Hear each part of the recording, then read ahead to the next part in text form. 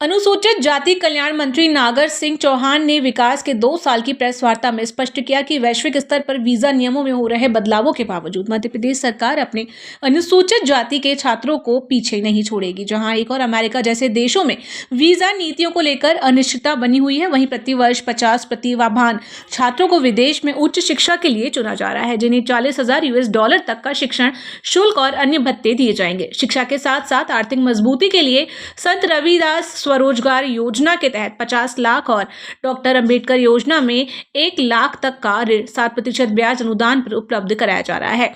आवास सहायता और छात्रवृत्ति योजना से जहां 1.48 लाख से अधिक छात्र लाभान्वित हो रहे हैं, वहीं छात्रावासों के बुनियादी ढांचे पर 274.53 करोड़ रुपए खर्च किए जा रहे हैं। इसके अलावा POA एक्ट के तहत पीड़ितों को 8.25 लाख तक की राशि और सिविल सेवा परीक्षाओं के लिए प्रोत्साहन राशि देकर सरकार सामाजिक न्याय और सुरक्षा सुनिश्चित कर रही है।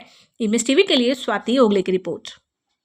के द्वारा नवोदय विद्यालय की तर्ज पर अनुसूचित जाति वर्ग के विद्यार्थियों के लिए सभी 10 संभागीय मुख्यालयों में ज्ञानोदय विद्यालय संचालित किए जा रहे हैं।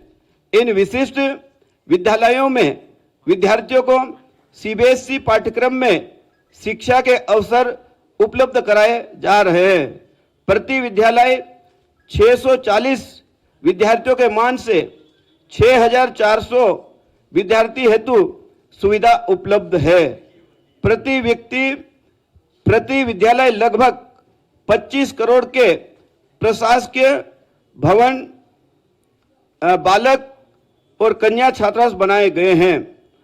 हमारी सरकार द्वारा 4 नए ज्ञानोदय विद्यालय स्वीकृत करते हुए उनके भवन आदि का निर्माण कार्य प्रारंभ किया जाने का प्रस्ताव है। हमारी सरकार अनुसूचित जाति वर्ग के युवाओं को सिविल सेवा सहित अन्य प्रतियोगी परीक्षाओं की तैयारी हेतु 7 परीक्षा पूर्व प्रशिक्षण केंद्र संचालित कर रही है, जिसमें निःशुल्क कोचिंग दी जा रही है। पिछले वर्ष इन केंद्रों से 168 अभ्यर्थी विभिन्न प्रतियोगी परीक्षाओं में चयनित हुए हैं। सिविल सेवा प्रोत्साहन योजना प्रदेश में पिछले वर्षों में विभिन्न स्तरों पर चयनित 271 अभ्यर्थियों को 41 लाख की प्रोत्साहन राशि वितरित की गई है। हमारी सरकार अपने बजट से विदेश में अध्ययन हेतु छात्रवृत्ति योजना संचालित कर रही है। इस योजना में प्रतिवर्ष 50 विद्यार्थियों को स्नातकोत्तर पाठ्यक्रम में विदेश भेजे जाने का प्रावधान है। वर्तमान में 24 अनुसूचित जाति वर्ग के विद्यार्थी विदेश में अध्ययन कर रहे हैं। इस वर्ष 31 नवीन विद्यार्थियों का चयन किया गया है तथा 12 विद्यार्थी प्रतीक्षा सूची में हैं। हम योजना के नियमों को अधिक सरल एवं प्रभावी बनाने जा रहे हैं एवं चयन प्रक्रिया को और अधिक वस्तुनिष्ठ व पारदर्शी बनाया जा रहा है। विद्यार्थी को प्रति वर्ष $50,000 लगभग 45 लाख रुपए तक फीस तथा भत्ते दिए जाते हैं।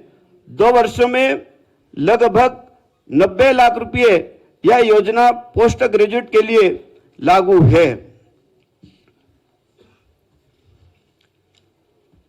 हमारी सरकार अनुसूचित जाति वर्ग के युवाओं को स्वरोजगार उपलब्ध कराने के लिए विभागों में 2 योजनाएं चला रही है।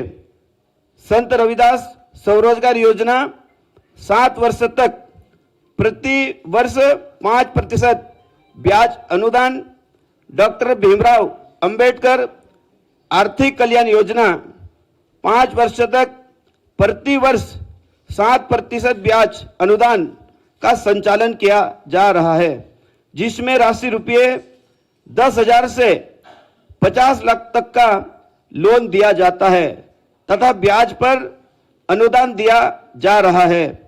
प्रतिवर्ष 7,000 से अधिक युवाओं को रोजगार उपलब्ध कराया जा रहा है। पिछले 2 वर्षों में कुल 10,000 से भी अधिक अनुसूचित जाति वर्ग के युवाओं को लगभग 164 करोड़ रुपए का ऋण उपलब्ध कराया गया है।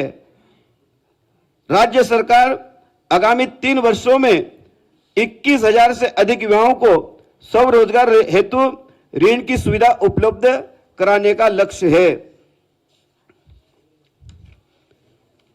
इसी प्रकार अनुसूचित जाति बहुल्य ग्रामों एवं बस्तियों के विकास के लिए हमारी सरकार लगातार प्रयास कर रही है। प्रधानमंत्री आदर्श ग्राम योजना के तहत प्रदेश में 40% से अधिक अनुसूचित जाति की आबादी वाले ग्रामों के विकास हेतु भारत सरकार की प्रधानमंत्री आदर्श ग्राम योजना संचालित की जा रही है। इस योजना में भारत सरकार द्वारा चयनित 2,454 ग्रामों में से 2,229 ग्रामों की ग्राम विकास योजना तैयार कर ली गई है। इन समस्त ग्रामों में राशि रुपये 500 करोड़ से विभिन्न आवश्यक आधारभूत संरचना विकसित करने का कार्य किया जा रहा है। पीएम अजय योजना के तहत 150 आदर्श ग्रामों में आंगनवाड़ी भवनों का निर्माण किया जा रहा है, जिसमें से 134 भवनों का निर्माण पूर्ण कर लिया गया है एवं 16 भवनों का निर्माण इसी वित्त वर्षों में पूर्ण कर लिया जाएगा। हमारी सरकार द्वारा अनुसूचित जाति बाहुल्य बस्तियों के विकास के लिए इस योजनाओं में वर्ष 2024-25 में 30 करोड़ का बजट प्रावधान था, जिसे वर्ष 2025-26 में बढ़ाया जाकर 60 करोड़ रुपए किया गया। पिछले 2 वर्षों में शासन द्वारा अनुसूचित जाति बहुल बस्तियों में लगभग 90 करोड़ की राशि स्वीकृत की गई है। संत रविदास सामुदायिक भवन का निर्माण कराया जा रहा है। प्रति भवन की लागत राशि करीब 49.49 लाख है। इस प्रकार 30 भवन बनाए जा रहे हैं।